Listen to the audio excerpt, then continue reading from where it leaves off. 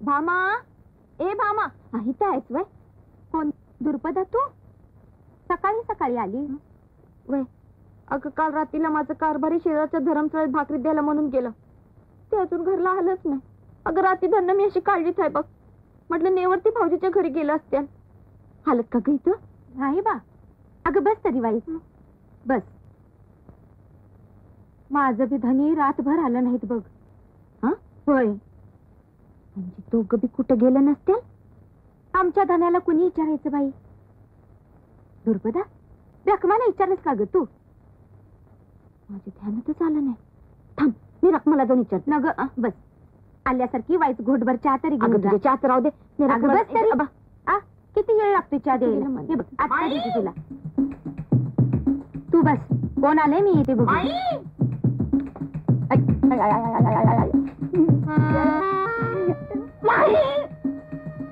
गोसावी, अरे गोसावड्या, सकाळी सकाळी भीक मागायला लाज नाही वाटत? चल चालता हो इथनं. वहिनी नीट बघून घेवा, मी गोसावी नाही आहे काय, मी तुकाराम आहे. भाऊजी, हे आणि कसलं सॉंग काढले म्हणायचं? अहो तुम्ही रातभर घरी नव्हता, तुमची बायको काळजीत आहे. भाऊजी आणि माझं धनी. तेच सांगायला आलोय, निवृत्तीला यायला टाइम लागल, काय काळजी करू नका. पर तुम्ही गेला होता कुठं? कोण? मी? मी सगनवाडीला गेलो होतो. बुचडे महाराजांचं भजन होतं. मग बायकोला सांगून नाही जायचं? बुचडे महाराजांचे? माझ्या आमची बायको काय सरळ आहे काय तुमच्यासारखी? मी तिला सांगायला गेलो तर तीच मला सांगेल. हडळ, डाकीण आणि चेटकीण या समद्यांचा एकदम आशीर्वाद घेऊन जन्माला आली. असं बायको बद्दल बोलू नये भाऊजी. आपण काय खरं बोलायला काय डरतो काय? आणि ती मोहरा आली म्हणजे? आली काय? आली म्हणजे पुढची गोष्ट आहे. ही कुठली आता येते? ही गेली असेल म्हशीच्या माग. खरं सांगतो तुम्हाला वहिनी, अहो धुरपतेसारखी पिसवेवानी छळणारी बायको सांभाळायची म्हणजे काय खायचं काम नाही. बायकोचं लई कौतिक करताय आज. ते तुम्हाला कळायचं नाही वहिनी.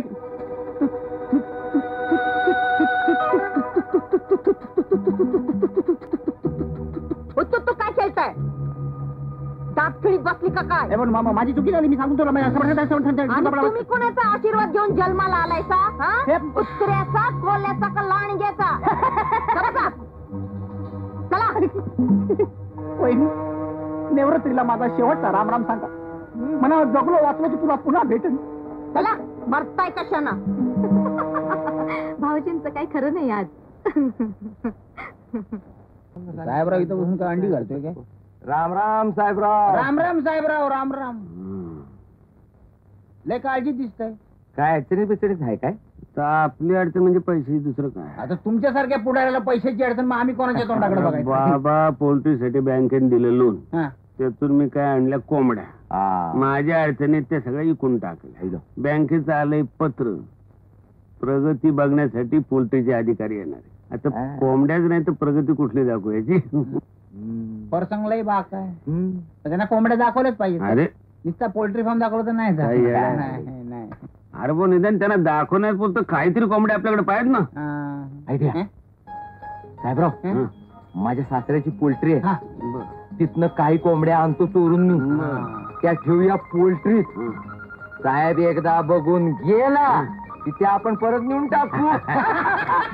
आता लोक तुम्ही पुढारी बनायला आहे. अशी आयडिया सुचल्या पाहिजे. लोकशाहीची प्रगती.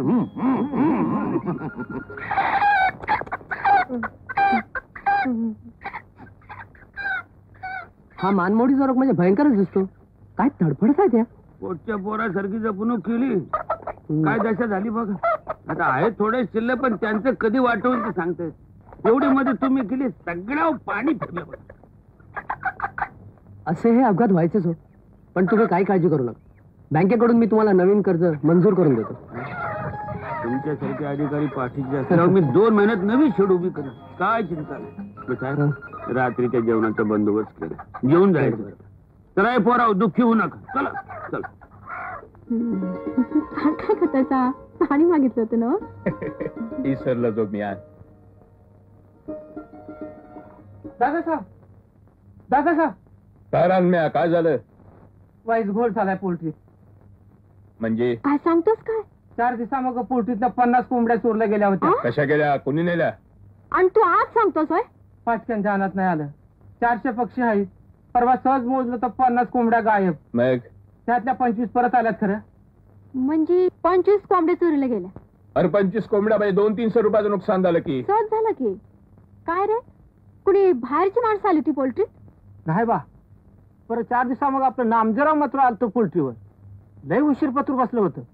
नीट लक्ष ठेवून असा काम करता की काय करता, हे वाढ जाईल असं नाही तर चोर पकडायच पाहिजे. पाहिजे. मी जातो पोल्ट्रीवर. बर. काय नामदेवराव, अगदी बाजीराव म्हणून आलायचा. नवीन कापड शिवली वाटते. वय मामासाहेब, कशी काय आहेत? जा काय कवा शिवली? त्याला काय वेळ लागतोय? काल शिंप्याकडे नेऊन दिली, आज तयारी बी करून दिली त्यानं. रकबा तू दिलेस वाटतं पैसे? नाही बा, मी कुठं देणार? मग कुठनं आणलं पैसे? हेच आपलं नेहमीप्रमाणे एकाच्या म्हशी दुसऱ्या लेखल्या, मधलं कमिशन आपलं. हरामखोरी करू नका. पोल्ट्रीचा 25 कोंबड्या चोरून तुम्ही ऐकल्या का नाही? कोंबड्या? पोल्ट्री म्हणजे?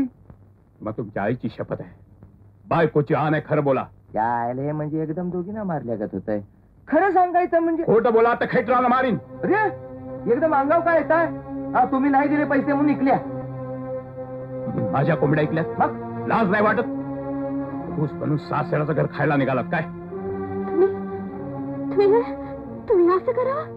अगं माझं ऐकून तर घे रखमा. नाही, ती ऐकायची नाही, मी बी ऐकायचो नाही. आत्ताच्या आता घराबाहेर निघायचं. घराबाहेर जायचं म्हणजे एकदम घराबाहेर जायचं? होय. जा. नवरा बायकोला टाकतो तसं आम्ही तुम्हाला टाकलंय असं समजायचं आणि चालायला लागायचं. आणि पण मी फक्त तिच्याशी लगीन केलंय. कसा चालायला लागायचं म्हणजे चालायला लागायचं. तुम्हाला बनवू का बाई? एकदम असं करू नका हो. खूप स्वस्त आहे आम्ही. दादा, निदान माझा तर विचार करा. मी पाया पडते तुमच्या. त्यांच्या वतीनं माफी मागते, पण असं करू नका नाना.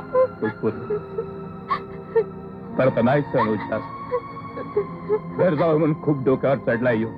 पण नामदेवराव, अजून उभं कशाला राहिला असा? निघा बाहेर. हा चाललो. तुमच्या लेखी करता म्हणून थांबलो होतो. नाहीतर कोण मारणार आहे इथं?